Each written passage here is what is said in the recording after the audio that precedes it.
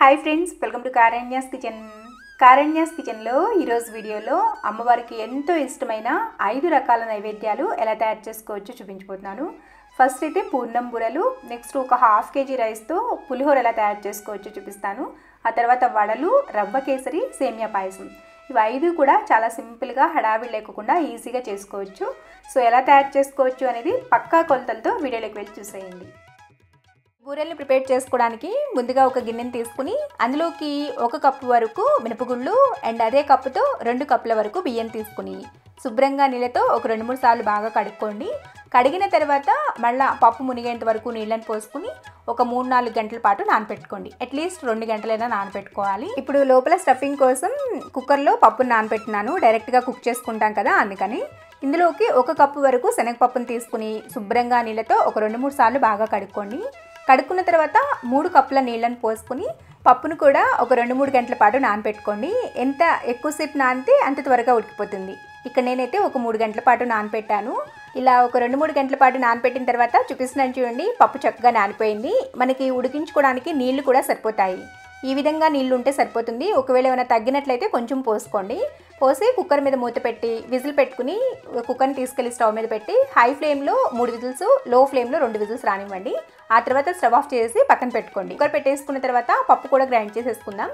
ఇది ఆల్రెడీ కడిగిందే కాబట్టి మీరు మిక్సీ జార్లో కావాలనుకుంటే మిక్సీ జార్లో వేసి గ్రైండ్ చేయొచ్చు, లేదనుకుంటే ఇలా గ్రైండర్లో అయినా గ్రైండ్ చేసుకోవచ్చు. గ్రైండర్లో అయితే ఇంకొంచెం సాఫ్ట్గా ఇంకొంచెం క్రిస్పీగా వస్తుంది అనమాట పైన లేయరు. కాబట్టి మీరు మిక్సీలో అయినా గ్రైండ్ చేసుకోవచ్చు, లేదంటే ఇలా గ్రైండర్లో అయినా గ్రైండ్ చేసుకోవచ్చు. నేనైతే ఈరోజు గ్రైండర్లో గ్రైండ్ చేసి చూపిస్తాను. సో ఇలా కొద్దిగా పప్పు వేసుకుంటూ మధ్య మధ్యలో కొంచెం నీళ్ళు పోసుకుంటూ స్మూత్గా కొంచెం గట్టిగా కలుపుకోవాలి. మీరు మిక్సీలో గ్రైండ్ చేసుకునేట్లయితే కొంచెం చల్లటి నీళ్ళని పోసుకుని గ్రైండ్ చేసుకోండి. అంటే కూల్గా ఉన్న వాటర్ పోసుకున్నారనుకోండి ఎక్కువ వేడెక్కకుండా ఉంటుంది పిండి. అండ్ సైడ్లో మనకి కుక్కర్ కూడా విజిల్ వచ్చేస్తుంటుంది. చూడండి, ఇలా ఒక 3 విజిల్స్ వచ్చేసి సిమ్లో పెట్టి 2 విజిల్స్ వచ్చిన తర్వాత స్టవ్ ఆఫ్ చేసేసుకోండి. ఇది సైడ్లో ఆ కుక్కర్ ఆవిరిపోతూ ఉంటుంది. ఈలోపు మనం పిండి అనేది గ్రైండ్ చేసుకున్నాం కదా, చూడండి ఇలా స్మూత్గా ఉంటుంది.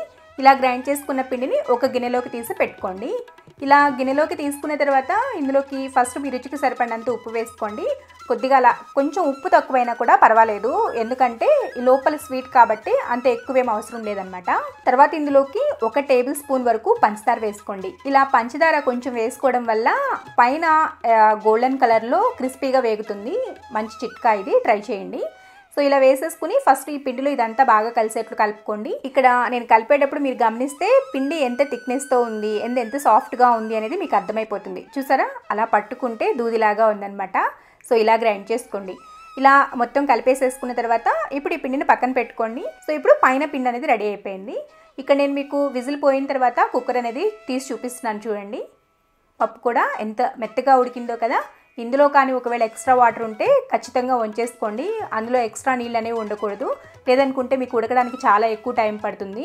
ఇప్పుడు ఆ పప్పుని మెత్తగా చేసుకోవాలి. మీరు మిక్సీలో వేసుకోవాల్సిన అవసరం ఏం లేదు, ఎందుకంటే పప్పు ఆల్రెడీ చాలా స్మూత్గా అయిపోయింది కాబట్టి.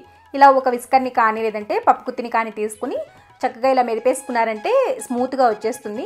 ఇలా మొత్తం కూడా మెదుపుకున్న తర్వాత ఇప్పుడు ఇందులో బెల్లం వేసుకోవాలి. ఇక్కడ మనం తీసుకున్న 1 కప్పు పప్పుకి 2 కప్పుల వరకు బెల్లం పడుతుంది. కరెక్ట్గా ఉంటుంది స్వీటు, ఎక్కువ అవ్వదు లేదంటే తక్కువ కూడా అవ్వదు. మీరు కొంచెం ఎక్కువ తినే వాళ్ళైతే ఇంకొంచెం ఎక్కువ వేసుకోండి, తగ్గించే వాళ్ళైతే కొంచెం తగ్గించి వేసుకోండి. ఇలా బెల్లం వేసుకుని ఒక్కసారి అలా మిక్స్ చేసేసి స్టవ్ మీద పెట్టుకుని హై ఫ్లేమ్లోనే ఇది బాగా దగ్గరకు వచ్చేంత వరకు ఉడికించుకోండి. ఫస్ట్ హై ఫ్లేమ్లో పెట్టుకోండి, ఆ తర్వాత ఫ్లేమ్ని తగ్గించుకుంటూ తుకుతుకా అని ఉడుకుతుంది కదా, మీద పడే ఛాన్స్ ఉంటుంది. అలా తగ్గించుకుంటూ కలుపుకుంటూ ఉడికించుకోండి. సో మనం బెల్లం వేసుకున్నాం కదా, చూడండి కన్సిస్టెన్సీ కొంచెం లూజ్ అవుతుంది. అది బాగా దగ్గరకు వచ్చేసి ఒక ముద్దలాగా అయ్యేంత వరకు ఉడికించుకోవాలి. ఇక్కడ నేను మీకు బాగా ఉడికిన తర్వాత చూపిస్తున్నాను చూడండి, ఇంత థిక్గా అవ్వాలి. ఇంతకన్నా పలుచగా చేసుకున్నారంటే మీకు బాల్స్ లాగా రావన్నమాట.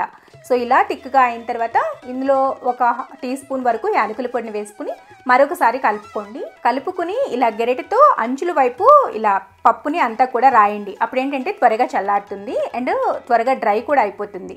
సో ఇక్కడ నేను మీకు కొంచెం డ్రై అయిపోయిన తర్వాత చూపిస్తున్నాను చూడండి. ఇప్పుడు ఇందులోకి 1 టేబుల్ స్పూన్ వరకు నెయ్యి వేసుకోండి. నెయ్యి వేసుకోవడం వల్ల పూర్ణాలకి మంచి ఫ్లేవర్ యాడ్ అవుతుంది. మీరు నెయ్యి వద్దు అని అనుకున్నా కూడా స్కిప్ చేయొచ్చు, కానీ వేసుకుంటే మరింత ఫ్లేవర్ఫుల్గా ఉంటుంది. సో ఇలా ఇప్పుడు ఈ నెయ్యి అంతా కూడా ఒకసారి కలిసేట్లు కలుపుకోండి. కలుపుకున్న తర్వాత చక్కగా ఉండల్లాగా ప్రిపేర్ చేసుకోవడమే. ఒకవేళ మీకు ఉండల్లాగా చేసుకోవడానికి రాలేదు అని అనుకోండి, కాసేపు ఫ్రిడ్జ్లో పెట్టుకోండి. డీప్ ఫ్రిడ్జ్లో పెట్టుకున్నా కాస్త గట్టిగా అవుతుంది. ఆ తర్వాత తీసి ఉండల్లాగా చేసుకోవచ్చు. మీరు ఉండ చేసుకుంటే ఇలా ఉండలాగా రావాలి, పిండి అసలు జారకూడదనమాట. అప్పుడే మీకు పూర్ణాలు అనేవి బాగా వస్తాయి. ఇలా ప్రిపేర్ చేసుకున్న ఉండల్ని ఒక ప్లేట్లోకి పెట్టుకుని పక్కన పెట్టుకోండి.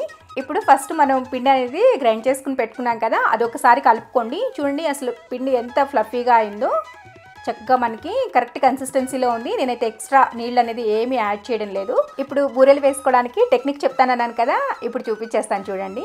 సో ఫస్ట్ మనం ముందుగా ప్రిపేర్ చేసుకున్న పూర్ణంని తీసుకుని దాన్ని ఇలా పిండిలో వేసేసేసి 1-2 సార్లు పిండి బాగా కోట్ అయ్యేటట్లు కోట్ చేయండి. ఆ తర్వాత ఒక గిన్నెలోకి నీళ్ళని తీసుకుని ఒక గుంట గరిటె తీసుకోండి. మన ఇంట్లో సాంబార్ గరిటెలు ఉంటూ ఉంటాయి కదా, ఆ గరిటె తీసుకుని ఆ నీళ్ళల్లో ఆ సాంబార్ గరిటెని ఒకసారి అలా ముంచి తీయండి. ఎక్స్ట్రా నీళ్ళేమో వద్దు, జస్ట్ ముంచేసేసి ఆ నీళ్ళు తీసేసేయండి. ఇప్పుడు మనం ముందుగా ప్రిపేర్ చేసుకున్న పూర్ణం ఉంది కదా, పిండిలో డిప్ చేసింది, దాన్ని ఇలా గుంట గరిటెలో పెట్టేసేసి డైరెక్ట్గా నూనెలో వేసుకోవడమే. చూసారా ఎంత ఈజీనో. ఈ టెక్నిక్తో కానీ మీరు బూరెలు వేస్తే ఇంకా చెడిపోయే ఛాన్సే లేదు, అంత పర్ఫెక్ట్గా వస్తాయి. ఖచ్చితంగా మీ ఇంట్లో వాళ్ళందరూ కూడా మిమ్మల్ని మెచ్చుకుంటారు. ఇప్పుడు వీటిని ఫ్రై చేసుకోవడానికి నూనె వేడవనివ్వండి. నార్మల్ డీప్ ఫ్రై ఐటమ్స్ లాగానే వేడైన తర్వాత చెప్పాను కదా, అలా గుంట గరిటెలో వేసేసుకుని ఇలా డైరెక్ట్గా నూనెలో వేసుకోవడమే. చూపిస్తున్నాను చూడండి. అసలు ఎక్కడన్నా మనకి లోపల పిండి బయటకు వస్తుంది అనే డౌట్ ఉందా? సో ఇదే విధంగా మిగిలిన పిండితో కూడా ఇలాగే పూర్ణాలు వేసుకోండి. మీకు నార్మల్గా వేసుకోవాలి అనుకుంటే అది కూడా చూపిస్తాను. ఫస్ట్ పూర్ణంని లోపల పిండిలోకి వేసేసుకుని ఇలా దానికి బాగా కోటేట్లు చేసుకుని ఇలా చేతితో తీసేసుకుని డైరెక్ట్గా నూనెలో వేసుకోవడమే. సో మీకు ఏ ప్రాసెస్ నచ్చితే ఆ ప్రాసెస్ని ఫాలో అవ్వండి. కానీ నేను ఫస్ట్ చూపించిన ఆ ప్రాసెస్ అనేది అల్టిమేట్గా ఉంటుంది. చాలా చాలా ఈజీ ప్రిపేర్ చేయడం.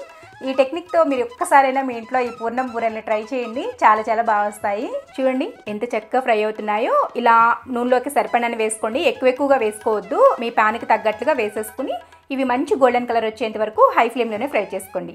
ఈ విధంగా చక్కటి బంగారు రంగులోకి వచ్చిన తర్వాత తీసేసేసి ఒక జాలిగరిటలోకి వేసుకుని అందులో ఉన్న ఎక్స్ట్రా ఆయిల్ అంతా కూడా పోయిన తర్వాత ప్లేట్లోకి వేసుకుని దేవుడికి నైవేద్యంగా పెట్టుకోవడమే. ఒక పూర్ణం లోపల ఎలా ఉంది అనేది కూడా తుంపి చూపిస్తాను. ఇది పూర్ణం అనేది వేడిగా ఉంది, చల్లారిన తర్వాత లోపల స్టఫింగ్ కూడా గట్టిపడిపోతుంది.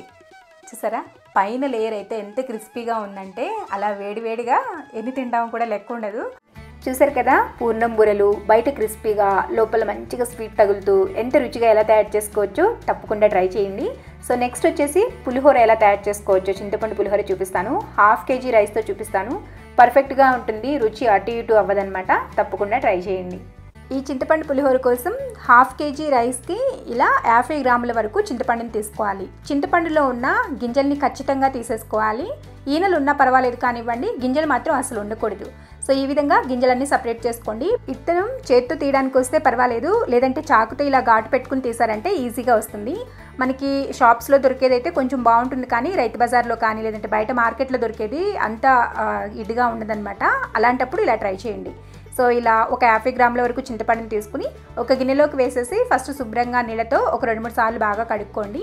కడుక్కున్న తర్వాత ఇప్పుడు అందులో 1 గ్లాస్ నీళ్ళని పోసుకోండి, అంటే 250 ml నీళ్లు పోసుకుని ఒకసారి కలిపేసేసి ఈ గిన్నెని తీసుకెళ్ళి స్టవ్ మీద పెట్టి హై ఫ్లేమ్లో చక్కగా ఒక మరుగు రావాలన్నమాట. నేను మీకు చూపిస్తాను ఉడుకు పట్టిన తర్వాత ఏ విధంగా ఉంటుందో. ఇలా మధ్య మధ్యలో కలుపుకుంటూ ఉండండి. చూడండి ఈ విధంగా ఉడుకు పట్టి అలా తుకుతుకాని ఉడికితే సరిపోతుంది. ఇప్పుడు స్టవ్ ఆఫ్ చేసుకుని ఈ చింతపండుని పక్కన పెట్టేసుకోండి. గుజ్జు తీసుకోవడానికి ఈజీగా ఉంటుంది, నానబెట్టే టైం లేనప్పుడైనా లేదంటే క్విక్గా చేసేయాలనుకున్నప్పుడు ఇలా చేసేసేయండి. ఇప్పుడు చింతపండు నానుతూ ఉంటుంది, ఈలోపు మనం రైస్ ఉడికించుకుందాం. అందుకోసం ఈరోజు అయితే నేను రైస్ కుక్కర్లో చేస్తున్నాను. రైస్ కుక్కర్లో అయితే పులిహోరకి చాలా చక్కగా పొడి పొడిలాడుతూ వస్తుంది. లేదనుకుంటే ప్రెషర్ కుక్కర్లో కూడా పెట్టుకోవచ్చు, లేదంటే విడిగా కూడా వండుకోవచ్చు. సో క్వాంటిటీ అనేది చెప్తాను, దాన్ని ఫాలో అయిపోండి. సో ఇప్పుడు ఫస్ట్ ఒక గిన్నెని తీసుకుని అందులోకి ఒక 2 గ్లాసుల వరకు రైస్ తీసుకోండి, అంటే ఇవి 500 గ్రామ్స్ అనమాట. 1/2 kg రైస్కి చెప్తున్నాను. ఈ రైస్ని శుభ్రంగా నీళ్ళతో ఒక 2-3 సార్లు బాగా కడుక్కోండి. ఇప్పుడు ఇందులో నీళ్లు పోసుకోవడం. ఇవి కొంచెం కొత్త బియ్యం అనమాట, అందుకని నేను 1కి 1.25 మాత్రమే నీళ్లు పోస్తున్నాను. అంటే 1 గ్లాసు బియ్యం తీసుకుంటే 1.25 గ్లాస్ మాత్రమే నీళ్ళని పోసుకోవాలి. అదే పాత బియ్యం అనుకోండి, అంటే 1 సంవత్సరం పైబడిన బియ్యం అయితే 1 గ్లాసు బియ్యంకి 1.5 గ్లాస్ వరకు నీళ్ళని పోసుకోండి. అప్పుడు కరెక్ట్గా ఉడుకుతుంది. మీకు ఇంకా ఈజీగా చెప్పాలి అని అంటే కొంచెం కొత్త బియ్యానికి అయితే 1 గీత ఉంటుంది కదా మనకి వేలికి, సో అక్కడ వరకు పోసుకుంటే సరిపోతుంది. పాత బియ్యానికి కొంచెం 2వ గీతకు కాస్త కిందగా పోసుకోండి, సరిపోతుంది. సో ఇది ఈజీగా ఉంటుంది, ఈజీ మెథడ్లో. అంటే కొలతలో మేము కొలుచుకోలేము అనుకున్న వాళ్ళకి ఇది ఈజీగా అనిపిస్తుంది. తర్వాత ఈ బియ్యంలోనే ఒక పావు టీ స్పూన్ వరకు పసుపు అండ్ 1 స్పూన్ వరకు నూనె వేసుకుని ఉడికించుకోండి. అప్పుడు మెతుకు అంటుకోకుండా ఉంటుంది అండ్ మనకి పులిహోరకి కావాల్సిన కలర్ వచ్చేస్తుంది అనమాట. ఇప్పుడు ఒక్కసారి అలా మిక్స్ చేసేసి ఈ రైస్ని ఉడికించుకోండి. కుక్కర్లో పెట్టుకునేటట్లయితే 2 విజిల్స్ రానివ్వండి. చింతపండుని నానబెట్టుకుని రైస్ ఉడికించుకునే లోపు ఇందులోకి ఒక పొడిని ప్రిపేర్ చేసుకుందాం. అందుకోసం స్టవ్ ఆన్ చేసుకుని స్టవ్ మీద ఒక చిన్న ప్యాన్ పెట్టుకుని అందులో పెద్ద స్పూన్తో 1 స్పూన్ వరకు ధనియాలు, ఒక హాఫ్ స్పూన్ వరకు జీలకర్ర వేసుకోండి. అదే స్పూన్తో పావు స్పూన్ వరకు మెంతులు వేసుకోవాలి. సో మనం తీసుకున్న దానికి ఫుల్గా, హాఫ్గా, పావుగా ఇలా క్వాంటిటీ అనేది తీసుకుంటే కరెక్ట్గా ఉంటుంది. ఇప్పుడు ఫ్లేమ్ని మీడియం టు లో అడ్జస్ట్ చేసుకుంటూ వీటిని కాస్త ఫ్రై అవ్వనివ్వండి. మెంతులు కూడా మంచిగా ఫ్రై అవ్వాలి, అప్పుడే మనకి గ్రైండ్ అవుతుంది, లేదంటే గ్రైండ్ అవ్వడానికి చాలా టైం పడుతుంది. ఈ మసాలా పొడి వేసుకుని పులిహోర చేసుకోవడం వల్ల పులిహోర అనేది చాలా చాలా టేస్టీగా వస్తుంది. చూడండి, ఈ విధంగా ఫ్రై చేసుకుని స్టవ్ ఆఫ్ చేసుకుని వీటిని మిక్సీ జార్లో వేసేసి కొంచెం మెత్తగా గ్రైండ్ చేసుకోండి. చూడండి, ఈ విధంగా మెత్తటి పొడిలాగా ప్రిపేర్ చేసుకుని ఈ పొడిని ఒక గిన్నెలోకి వేసుకుని పక్కన పెట్టుకోండి. నెక్స్ట్ మనం ముందుగా నానబెట్టుకున్న చింతపండు ఉంది కదా, ఆ చింతపండును నీళ్లు వేయకోకుండా ఓన్లీ చింతపండును మాత్రమే మిక్సీ జార్లో వేసుకోండి. వేసి వాటర్ ఏమి వేయకోకుండా ఫస్ట్ ఫుల్గా స్మూత్గా గ్రైండ్ చేసుకోండి. మనకి కచ్చాపచ్చగా రావాలి అలాంటిది ఏం లేదు. ఎంత మెత్తగా వీలైతే అంత మెత్తగా గ్రైండ్ చేసుకోండి. చూడండి, ఈ విధంగా మెత్తగా గ్రైండ్ చేసుకుని మనకి మిగిలిన నీళ్ళు ఉంటాయి కదా, ఆ నీళ్లు కూడా ఇందులోనే పోసేసుకుని ఒక్కసారి కలిసేట్లు కలుపుకోండి. సో ఇలా చింతపండు గుజ్జుని మిక్సీ పట్టడం వల్ల ఎక్కువ చింతపండు అనేది వేస్ట్ అవ్వకోకుండా పులుపు కూడా కరెక్ట్గా సరిపోతుంది. ఒకవేళ మీరు ఇలా కాకుండా నార్మల్ ప్రాసెస్లో చింతపండు నానబెట్టుకుని బాగా చేతితో బాగా పిసికేసేసి అందులో నుంచి జ్యూస్ తీసేటట్లయితే కొంచెం 60 గ్రామ్స్ వరకు తీసుకోవాలి. ఇలా మిక్సీ పట్టుకునేటట్లయితే చింతపండు క్వాంటిటీ తగ్గించి తీసుకుంటే సరిపోతుంది అనమాట, ఎందుకంటే గుజ్జు ఎక్కువ వస్తుంది కాబట్టి. చూడండి, ఈ విధంగా కలిపేసేసుకుని ఇందాక మనం చింతపండు ఉడకపెట్టుకున్న గిన్నె తీసుకుని అందులో ఈ విధంగా ఒక స్టాండ్ని పెట్టుకోండి, లేదంటే జాలిబుట్టనైనా సరే పెట్టుకోవచ్చు.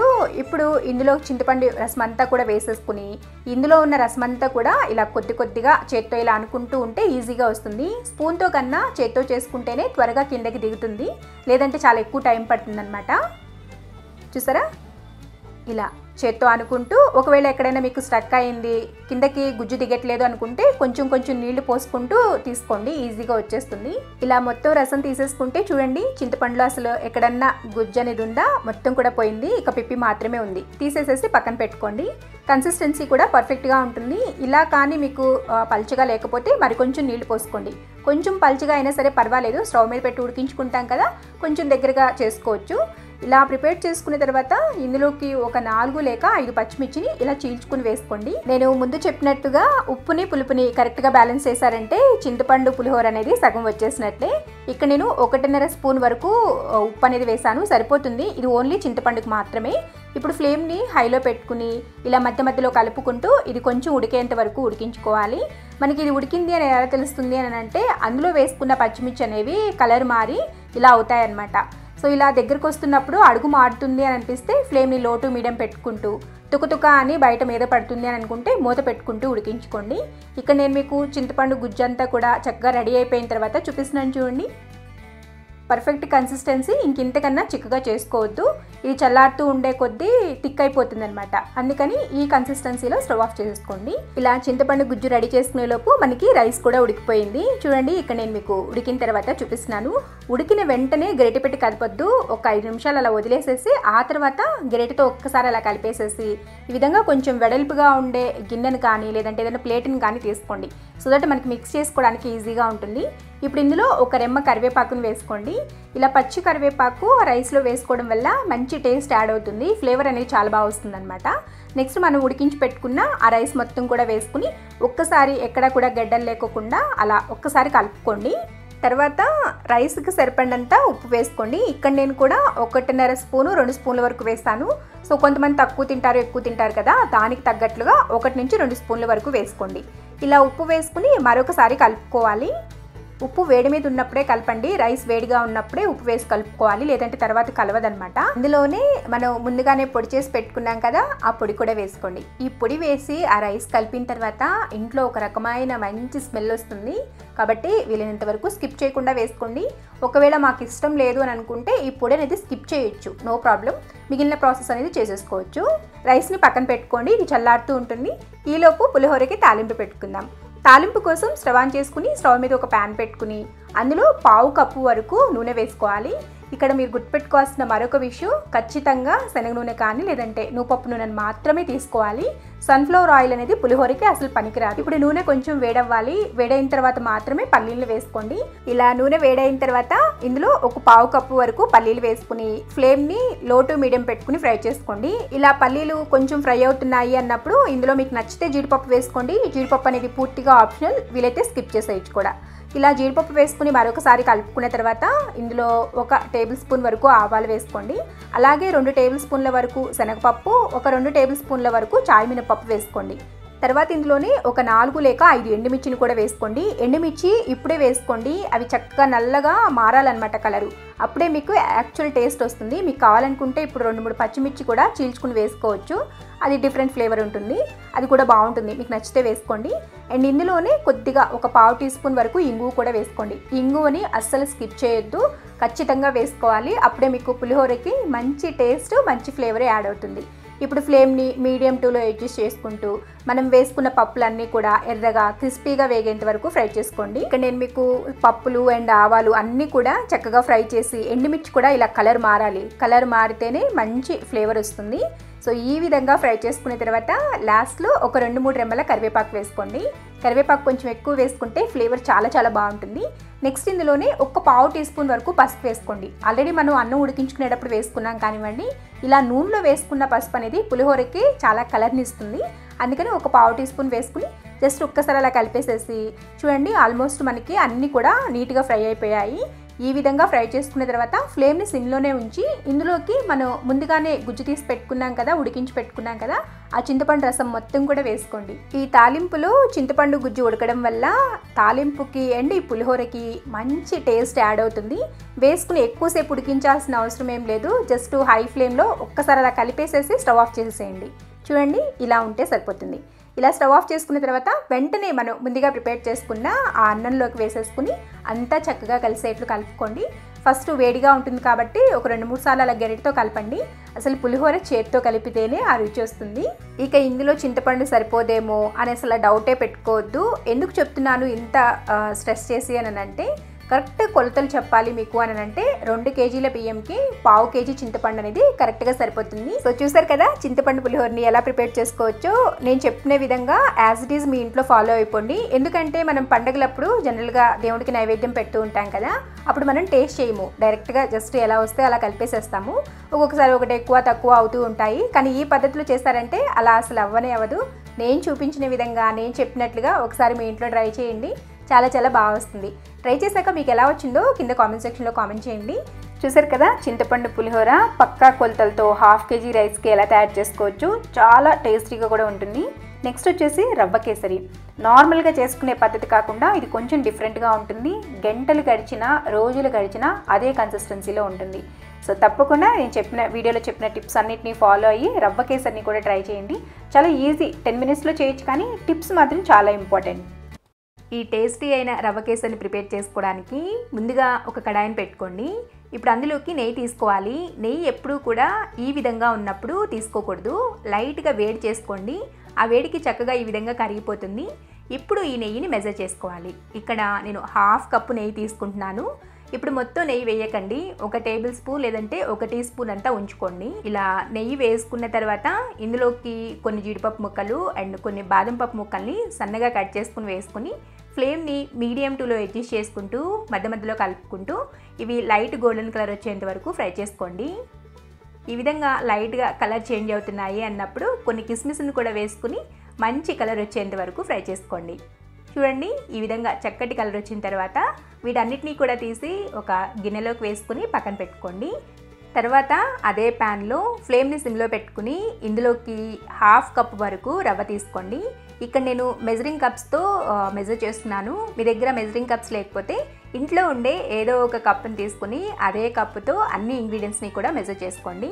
ఇప్పుడు లో ఫ్లేమ్లో ఈ రవ్వ అంతా కూడా చక్కగా ఎర్రగా వేగేంత వరకు ఫ్రై చేసుకోవాలి. ఇక్కడే ఉంది కిటికంతా. మీరు రవ్వ ఎంత చక్కగా ఫ్రై చేసుకుంటారో మన హల్వా కూడా అలా నోట్లో పెట్టుకుంటే అలా కరిగిపోతుంది అనమాట. ఎక్కడ మనకి సాగడం కానీ లేదంటే ఉండలుగా ఉండడం కానీ ఇలాంటివి ఏమీ ఉండవు. రవ్వని ఈ విధంగా ఒకవైపు ఫ్రై చేసుకుంటూనే వేరొక వైపు ఒక గిన్నెని తీసుకోండి. కంపల్సరీగా మధ్య మధ్యలో రవ్వని కలుపుతూ ఉండాలి, లేదంటే మాడిపోతుంది, టేస్ట్ అంతా బాగుండదు అనమాట. ఇప్పుడు ఈ గిన్నెలోకి ఏ కప్పుతో అయితే రవ్వ తీసుకున్నారో అదే కప్పుతో ఇక్కడ నేను హాఫ్ కప్పుతో తీసుకున్నాను కాబట్టి 2 కప్పుల వరకు పంచదారని తీసుకుంటున్నాను. ఇది మెజరింగ్ కప్పు. ఒకవేళ మీరు ఇంట్లో ఉండే గిన్నెలో ఏదన్నా హాఫ్ కప్పు మెజర్ చేసుకున్నారంటే 1 కప్పు తీసుకున్నారంటే సరిపోతుంది. ఇప్పుడు ఇందులోకి 4 కప్పుల నీళ్ళని పోసుకోవాలి. హాఫ్ కప్పు మెజర్మెంట్ కప్పుతో అయితే, లేదు ఇంట్లో ఉండే గిన్నెతో హాఫ్ కప్ అలా మెజర్ చేసుకున్నారు అని అంటే 2 కప్పులు పోసుకుంటే సరిపోతుంది. ఇప్పుడు ఈ గిన్నెని తీసుకెళ్ళి స్టవ్ మీద పెట్టి హై ఫ్లేమ్లో జస్ట్ మనకి పంచదార కరిగితే చాలు. ఇక్కడ ఎటువంటి పాకం అవసరం లేదు.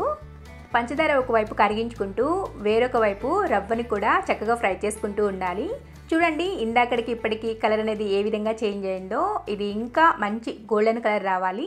నేను మీకు చూపిస్తాను లాస్ట్లో ఏ విధంగా ఉండాలో.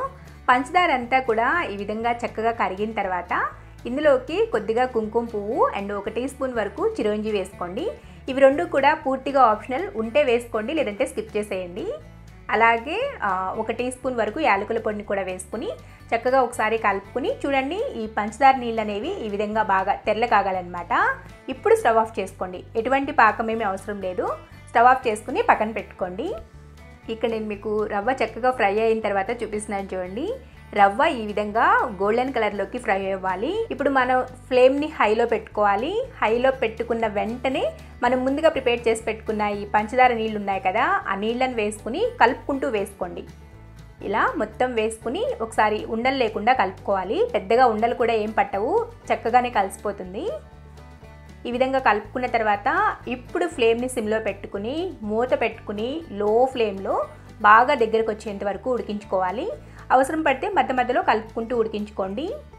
ఇక్కడ నేను మీకు ఒక 5 నిమిషాల పాటు రవ్వ ఉడికించిన తర్వాత చూపిస్తున్నాను చూడండి. ఈ విధంగా పల్చగా ఉంటుంది కన్సిస్టెన్సీ. ఇప్పుడు ఇందులోకి మనం ముందుగా ఫ్రై చేసి పెట్టుకున్న డ్రై ఫ్రూట్స్ని వేసుకుని ఒకసారి చక్కగా కలిసేట్లు కలుపుకోండి. మళ్ళీ మూత పెట్టుకుని లో ఫ్లేమ్లోనే ఉడికించుకోవాలి. అదంతా దగ్గర పడేంత వరకు. హై ఫ్లేమ్లో కానీ మీడియంలో కానీ అస్సలు పెట్టద్దు. ఇలా కొద్దిసేపు ఉడికి కొంచెం కన్సిస్టెన్సీ థిక్ అయిన తర్వాత మీకు ఇష్టమైతే కొద్దిగా ఫుడ్ కలర్ వేసుకోండి, లేదంటే ఫుడ్ కలర్ అనేది పూర్తిగా ఆప్షనల్, అసలు వేసుకోవాల్సిన అవసరం కూడా లేదు. వేసుకుని ఒకసారి కలుపుకోండి, జస్ట్ కనపడడానికి అలా లుక్ వైజ్ అంతే. ఇక్కడ నేను మీకు ఆల్మోస్ట్ కేసరి దగ్గరకు వచ్చేసిన తర్వాత చూపిస్తున్నాను చూడండి. ఈ కన్సిస్టెన్సీలో ఉన్నప్పుడు ఇందాక 1 టేబుల్ స్పూన్ లేదంటే 1 టీ స్పూన్ నెయ్యి పక్కన పెట్టుకోమన్నాను కదా, ఆ హాఫ్ కప్లో నుంచి ఆ నెయ్యి ఇప్పుడు వేసుకుని జస్ట్ ఒక్కసారి అలా మిక్స్ చేసేసుకుని స్టవ్ ఆఫ్ చేసుకుని మూత పెట్టుకోండి. ఇప్పుడు మీకు కన్సిస్టెన్సీ చూస్తే లూజ్గా ఉన్నట్లు అనిపిస్తుంది, కానీ ఒక 5 నిమిషాలు ఆగి చూసారంటే పర్ఫెక్ట్గా ఉన్నట్లు అనిపిస్తుంది. మీరు చూడండి, నేను మీకు ఒక 5 నిమిషాలు అయిన తర్వాత చూపిస్తాను. చూసారా, గరిటెతో తీస్తే ఏ విధంగా ఉందో అలా జారిపోతుందన్నమాట. చాలా చాలా బాగుంది. ఒకసారి తప్పకుండా మీ ఇంట్లో కూడా ఈ విధంగా రవ్వ కేసరిని ట్రై చేసి చూడండి. ఎప్పుడు చేసినా మీకు ఉండలు కట్టడం కానీ లేదంటే చల్లారిన తర్వాత గట్టిగా అయిపోవడం కానీ ఇలా ఎప్పుడైనా జరిగితే ఈ విధంగా ఒక్కసారి ట్రై చేసి చూడండి, మీ అందరికీ తప్పకుండా నచ్చుతుంది. ఇక్కడ నేను మీకు ఒక 5 నిమిషాలు అయిన తర్వాత చూపిస్తున్నాను చూడండి. ఈ విధంగా ఉంటుందన్నమాట చల్లారిన తర్వాత. మరీ చల్లగా ఏం లేదు, కొంచెం వేడి అనేది తగ్గింది. చూసారు కదా, నోట్లో పెట్టుకుంటే వెన్నలా కరిగిపోయేలాంటి రవ్వ కేసరిని ఎలా తయారు చేసుకోవచ్చో ఇలా ప్రిపేర్ చేసి దేవునికి నైవేద్యంగా పెట్టండి. చాలా సింపుల్ ప్రిపేర్ చేయడం, టేస్ట్ కూడా చాలా చాలా బాగుంటుంది. తర్వాత మినపవడలు ఎలా తయారు చేసుకోవచ్చో చూపిస్తాను. ఇవి మిక్సీలో వేసి రుబ్బినా కూడా గ్రైండర్లో వేసినట్లు సాఫ్ట్గా ఫ్లఫీగా చాలా బాగుంటాయి అన్నమాట. ముందుగా ఒక గిన్నెని తీసుకుని అందులోకి 1 గ్లాస్ వరకు మినపగుళ్ళని తీసుకోండి. మినపగుళ్ళతో అయితే చాలా బాగా వస్తాయి పొట్టుపప్పుతో కన్నా కూడా.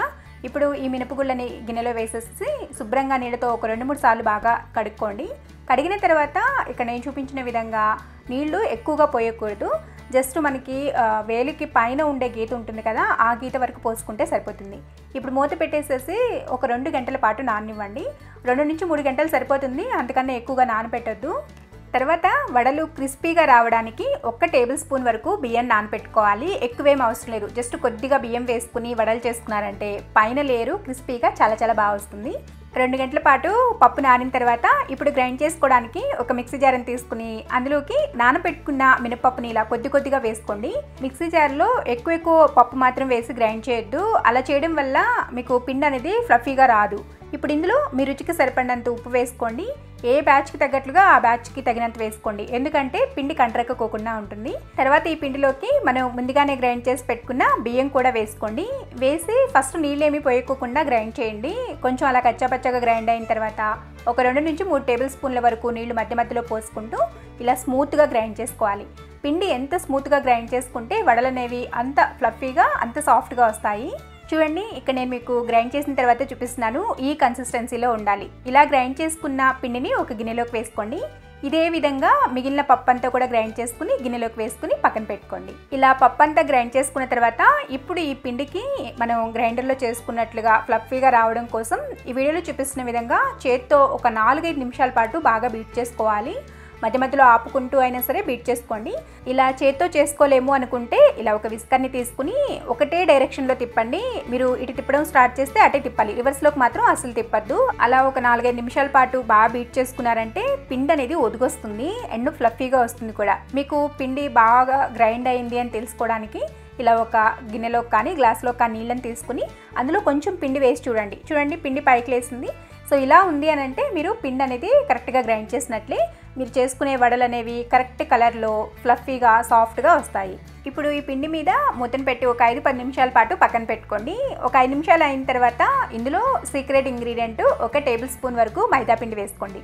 మైదా పిండి వేసుకోవడం వల్ల కూడా మనం చేసుకునే వడలు సాఫ్ట్గా చాలా బాగా వస్తాయి. తర్వాత ఇందులోనే 1 ఇంచు అల్లం ముక్కని ఇలా సన్న ముక్కలుగా కట్ చేసుకోవడం కానీ లేదంటే తురుముకోవడం కానీ చేసి వేసుకోండి. అలాగే ఒక 2 లేదా 3 పచ్చిమిర్చిని కూడా సన్నగా కట్ చేసుకుని వేసుకోండి.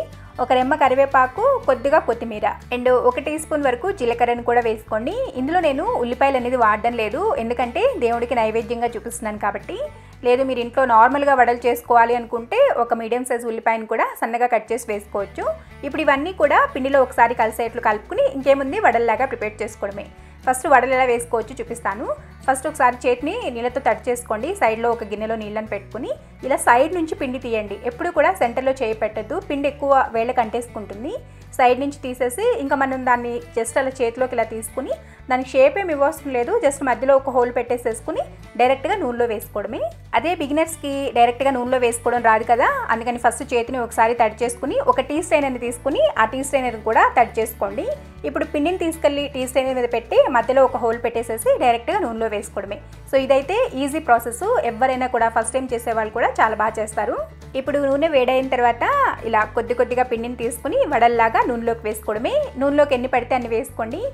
ఆ తర్వాత గెరెటితో అటు ఇటు తిప్పుకుంటూ మంచి గోల్డెన్ కలర్ వచ్చేంత వరకు ఫ్రై చేసుకోండి. ఇలా ఫ్రై చేసుకున్న వడల్ని ఒక ప్లేట్లోకి వేసుకొని పక్కన పెట్టుకోండి. ఇదే విధంగా మిగిలిన పిండితో కూడా ఈ వడల్ని ప్రిపేర్ చేసుకోవాలి.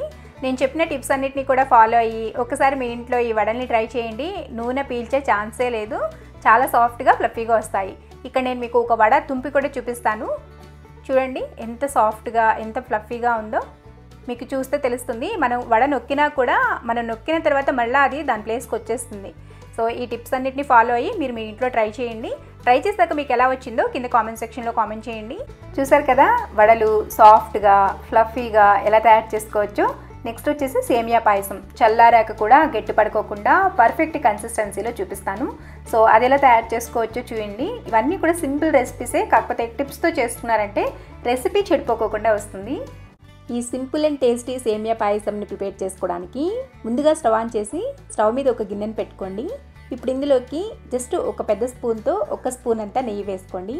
నెయ్యి కొద్దిగా కరిగిన తర్వాత ముందుగా కట్ చేసి పెట్టుకున్న జీడిపప్పు ముక్కలు, బాదం పప్పు ముక్కల్ని వేసుకుని మీడియం టు లో ఫ్లేమ్లో వీటిని కొద్దిగా ఫ్రై చేసుకోండి. ఇవి ఈ విధంగా లైట్గా కలర్ చేంజ్ అవుతున్నాయి అన్నప్పుడు కొన్ని కిస్మిస్లు కూడా వేసుకోండి. డ్రై ఫ్రూట్స్ అనేవి ఇన్నే వేసుకోవాలి అని ఏం లేదు, మీరు కొంచెం ఎక్కువ ఇష్టపడితే ఎక్కువ వేసుకోవచ్చు, లేదంటే తగ్గించి వేసుకోవచ్చు. ఇప్పుడు కిస్మిస్లు చక్కగా పైకి పొంగి ఇంకా జీడిపప్పు, బాదం పప్పు అనేవి ఎర్రగా వేగేంత వరకు ఫ్రై చేసుకోవాలి. ఇలా చక్కటి కలర్ వచ్చిన తర్వాత వీటిని తీసి ఒక గిన్నెలోకి వేసుకుని పక్కన పెట్టుకోండి. ఇప్పుడు అదే గిన్నెలోకి మరొక స్పూన్ వరకు నెయ్యి వేసుకుని ఒక చిన్న గిన్నెతో 1 గిన్నెడు వరకు సేమియాని తీసుకోండి.